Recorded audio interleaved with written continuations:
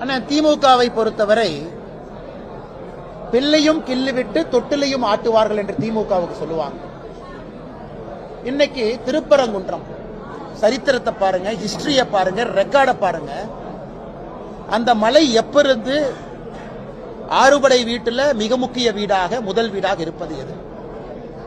மலை கோவில், அதுக்கு மேல கோவில், அதற்கு இருக்கக்கூடிய சரித்திர சான்று என்ன?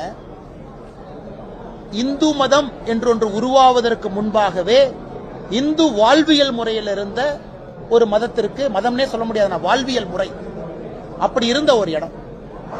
இன்னைக்கு இந்த மைனாரிட்டி பாலிடிக்ஸ், அப்பீஸ்மெண்ட் பாலிடிக்ஸ்குள்ள அதற்கு பேர் வச்சு, சிக்கந்தர் மலைன்னு ஒரு பேர் வச்சு, இவங்களே ஆட்டை தூக்கிட்டு போன ஒருத்தர் சொல்லுவாங்களாமா, போலீஸை போட்டு ஆட்டை பிடிப்பாங்களாமா. என்னென்ன அநியாயமா இருக்குது?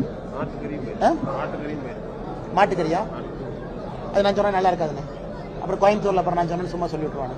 அதனால இதெல்லாம் திமுக அரசு குழந்தையும் கிள்ளி விட்டு தொட்டிலையும் ஆட்டுறாங்க. அதனால் இது கடுமையான கண்டனங்களை நான் பதிவு செய்கின்றேன். அதனால் எல்லா சகோதரர்களும் மதத்தை தாண்டி அந்த புண்ணிய ஸ்தலத்தில் அமைதி காக்க வேண்டும். அது இந்து வாழ்வியல் முறையில ஆண்டாண்டு காலமாக, இன்னைக்கு நேத்து இல்ல, 1000 ஆண்டுகளுக்கு மேல அங்கே இருக்கக்கூடிய ஒரு பழமையான ஸ்தலம்.